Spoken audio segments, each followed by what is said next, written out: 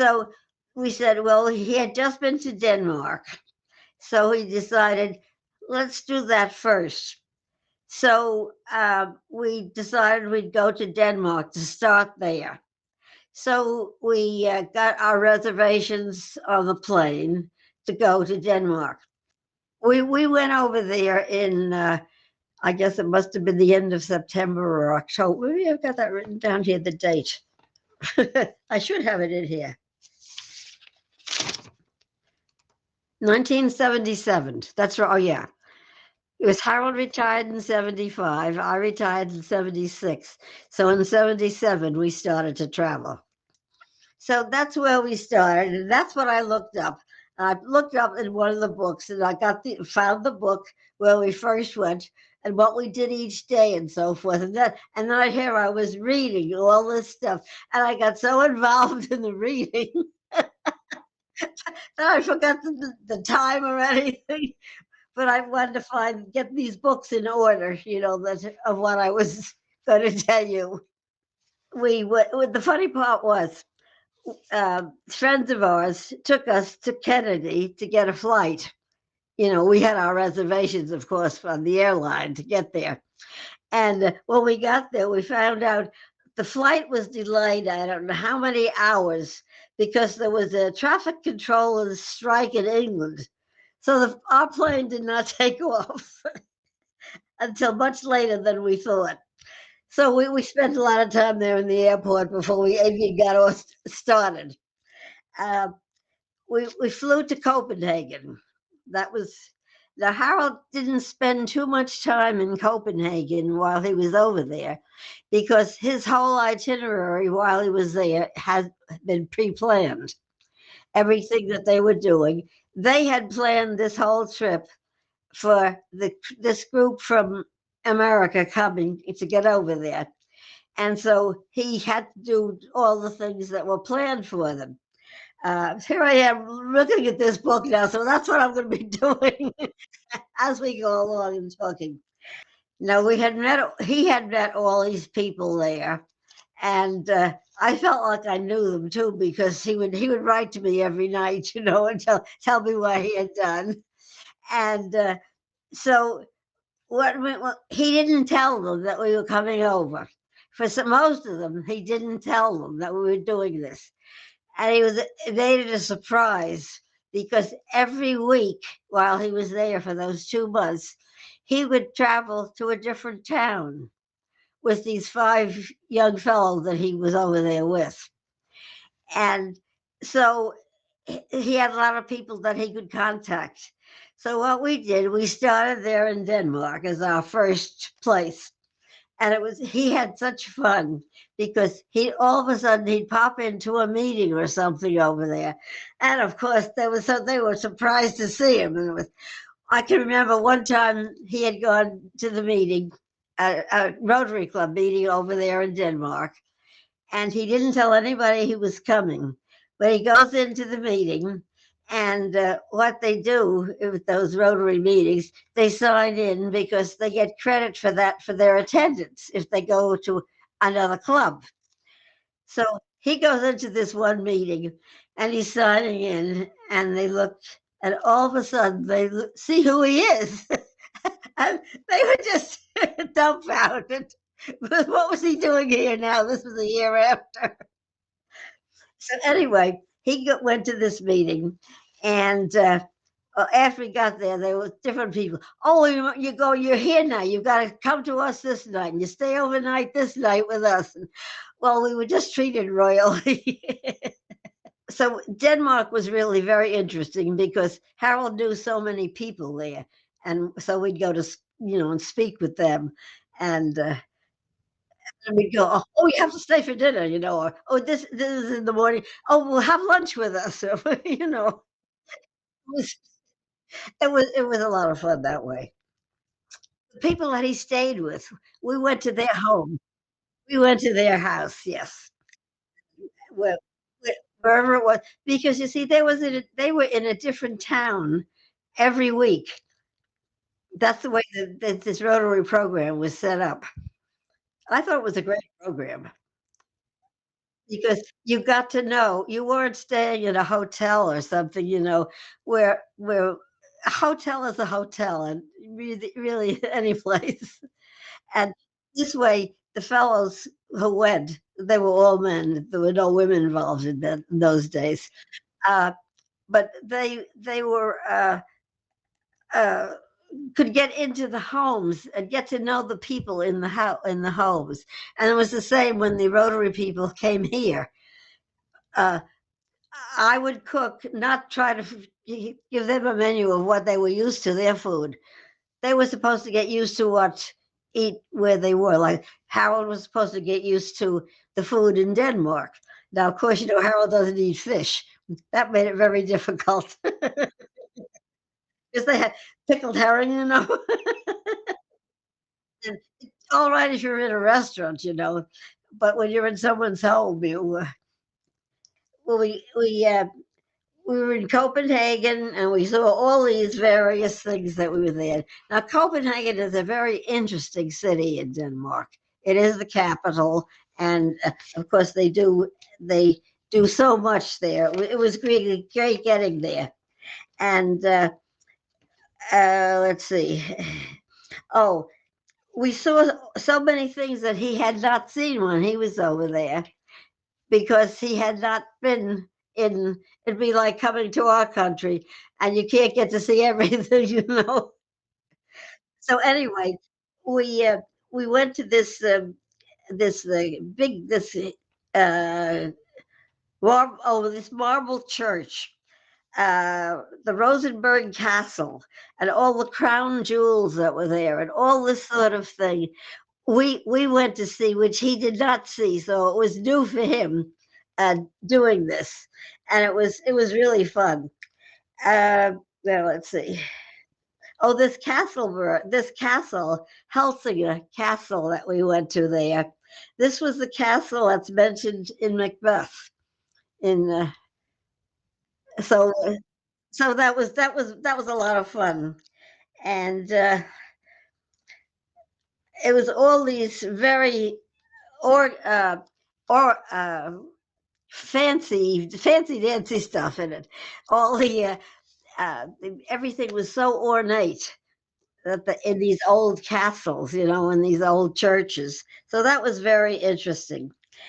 The one couple who knew we were coming, they said, "Well, when you get to the first place you're going there, um, all these people in Denmark, they might be in a city and so forth, but most of them have summer houses at some beach or something where they go in the summertime for their vacations and what you call it. So they all have like a small house someplace at a beach or something.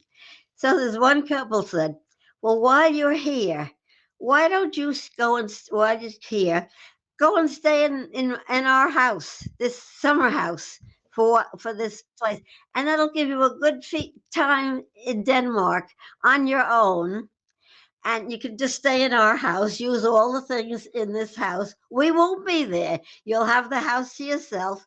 You could go out and shop for food and so forth. So use that as your part, which was so nice of them. And we found the house that we were going to be staying in for, oh, well, as many days as we wanted.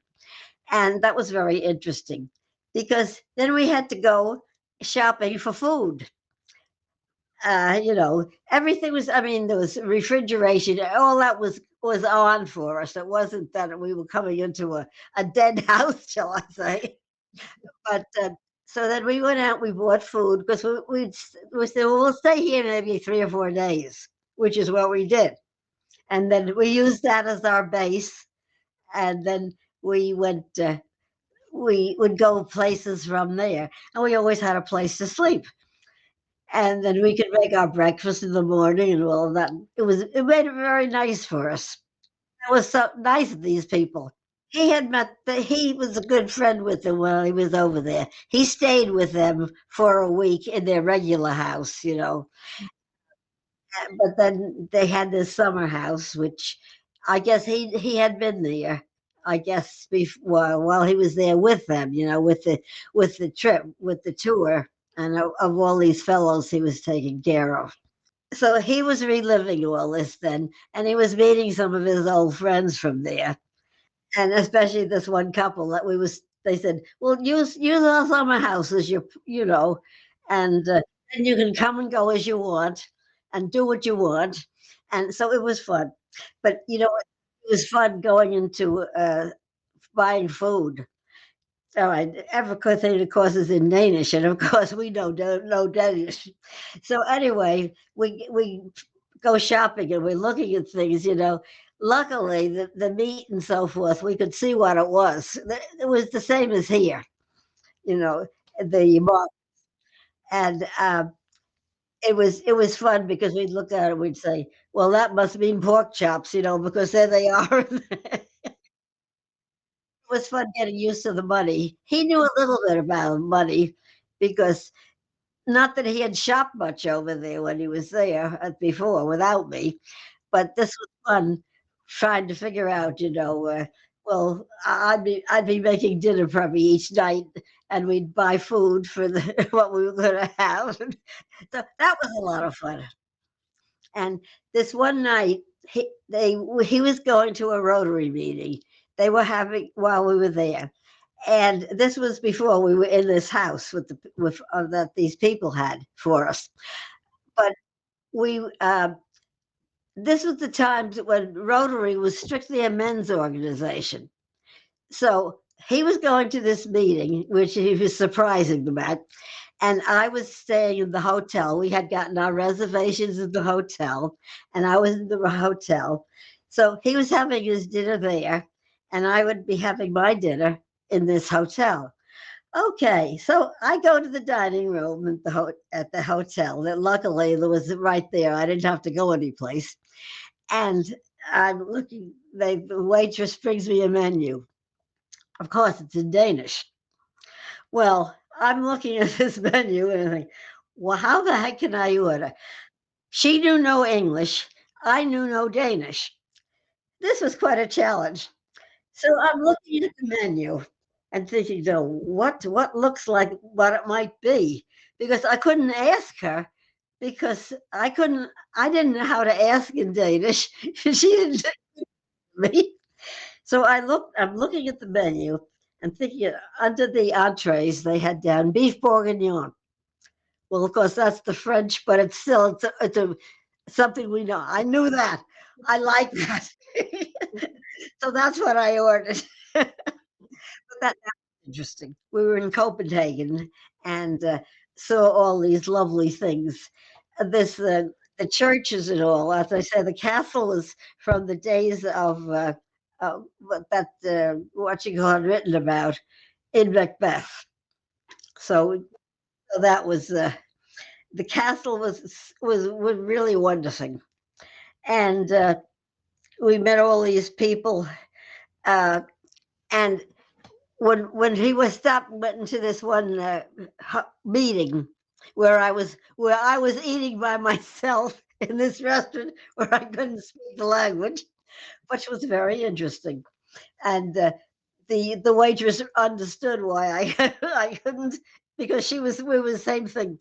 So anyway, I had a very nice meal there. Then he came back to the hotel and he got me because he said, "Oh, they're insisting that I bring you now and they're going to have a party for us." They didn't know this, but the one couple said yes, and they invited other couples in, and they had a party for us for the moment. uh, when they found out, that he was there, and he wanted to know where all the other fellows were. Well, they were home yet. It was just he had his wife there. So anyway, it was a very interesting evening, and I don't know how late we stayed there, but it must have been because it was after dinner. But it's interesting in those countries, like here, when we would have a party or a meeting or something, you might have drinks before the meeting or whatever it is. Now, over there, they don't do that. They might just have an aperitif, like a sherry or something like that. But after the meal, that's when they would drink. That's when they'd bring out the hard liquor and whatnot. So anyway, that's what they did for us when we got there. They had a party on the spur of the moment for us. Harold had a very good memory, and he remembered all these things. Anyway, uh, that was what we did. But we stayed quite a while in Denmark because we didn't care how long we took. That was the best. Having a car when you could go to another country, as long as you could read signs, and he got enough that he could be able to read where it was and so forth. So that was good. So we saw all these things that were so interesting that he had not seen too, or things that he had seen which he wanted me to see then. So that was very interesting going through Denmark. One of the things we did there in Denmark, we went to Legoland where they manufactured. There weren't places all over, Legos. That was something we had never even seen, which we're not here in this country. But he knew about that and had gone to the factory. So he said, "I want to take you there." So we went to Legoland, which was very interesting. Not only the factory and so forth, but they had all these exhibits. They had a whole village made up in Legoland blocks, and with all the different industries and so forth there. That was the original Legoland. Like I know they make some in other countries now. I believe they make some here too. We went to the original Legoland. That's was the only place they made them. It probably was a tour that we got there when we went. We probably had to pay to go in. I don't remember that. I mean, that was quite a while ago, in, 76. Yes. See, we've been retired a long time. So, anyway, Legoland was one of the outstanding things that we saw there in Denmark because Harold had never seen that and he wanted to. But this was fun because they had this whole village made up of Legos, and they manufactured them there. And then along with that, they had these tours that you could go through and see all this. But this whole village, all the buildings and everything was made of Legos. You walk through this whole thing.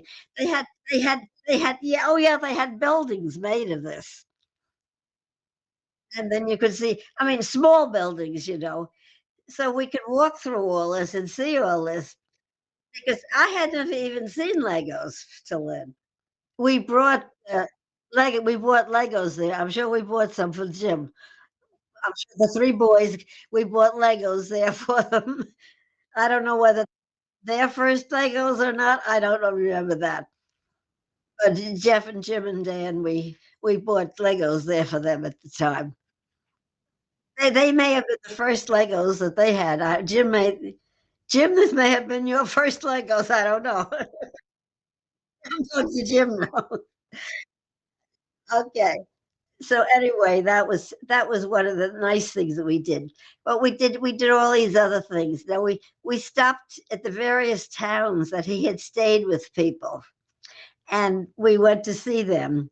And although they were just thrilled to have Harold come back again, and they say, "Oh, we know all about you because he talked so much about you."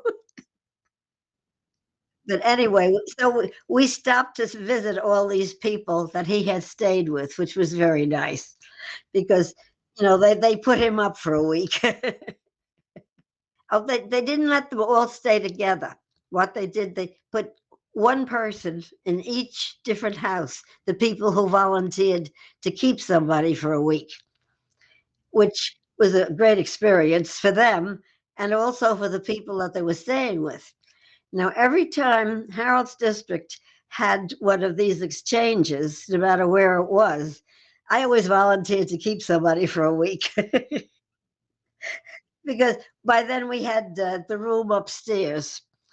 They had their own bedroom and bathroom upstairs, so that I could easily have somebody. And so, but it was a lot of fun for me to have all these people, one at a time. one year it would be if you went if that country and Long Island would have to be sharing this exchange. Now I'm getting onto Rotary rather than the trips. We're going to get on tangent. There's a lot, I think.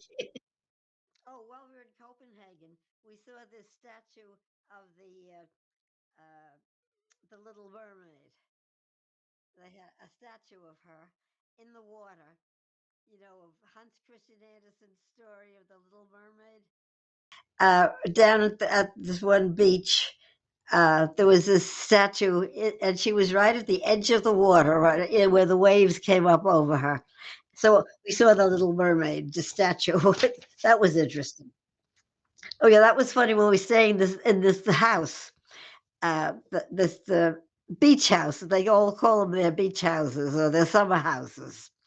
Uh, but the first morning we were there, all of a sudden we pulled out the blinds or shades or whatever they had in the house there, and here were these little children, two little children. They were kind of looking at the house and looking in the window, and we found out they were the niece and nephew of the people who owned the house.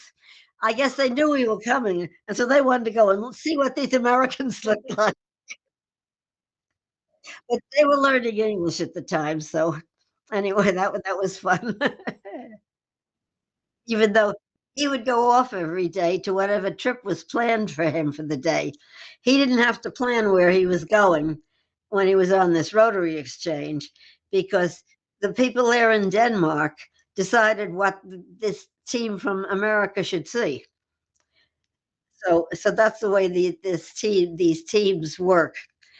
So anyway, that was fun. So when we left there, we went to see all these other people in Denmark that he had seen, because you see, we had a car, we could get around, and he knew where he was going, and of course we had maps. There was no GPS and those none of that. We had maps, and he would drive, and I would watch the map. Yeah, the thing that was interesting, this one couple that we stayed with in Denmark, he was Denmark is very much a Lutheran country, and the one fellow that he had stayed with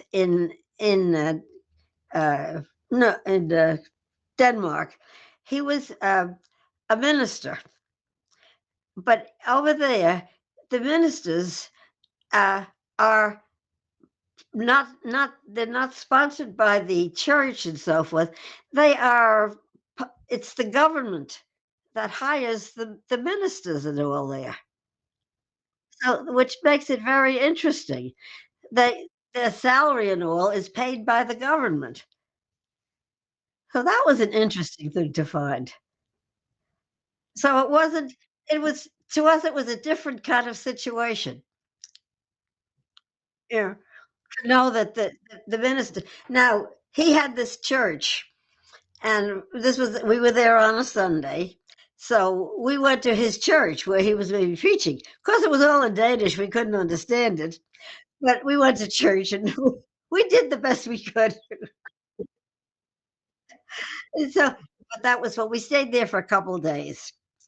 And now he spoke English very well.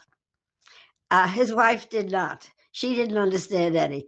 So the two fellows maybe would go off to do something, and they'd laugh at us because we did a lot of sign language,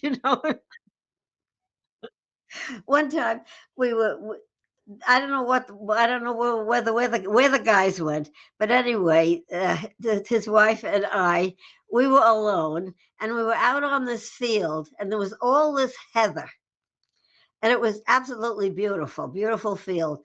And they were off someplace, and they were watching us, and they were laughing at us because we could not speak to each other really, except sign language. And so, but that was fun too.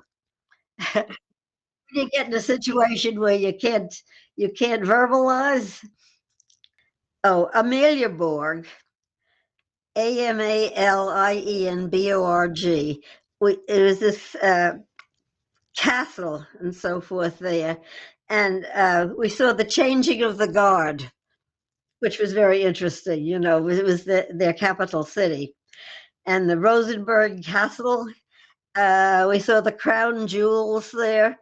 Oh, the summer castle of the Queen of Denmark, we saw that, and the Knights Hall, and all of these places especially in Europe, they were so ornate. All these, you know, every inch of every of these castles and all was decorated so beautifully, and paintings on the ceilings and all this sort of thing. So that was always very interesting. We think our country was old when we'd celebrate our 200th anniversary, and they'd be talking about, well, 2,000 years ago or 6,000 years ago,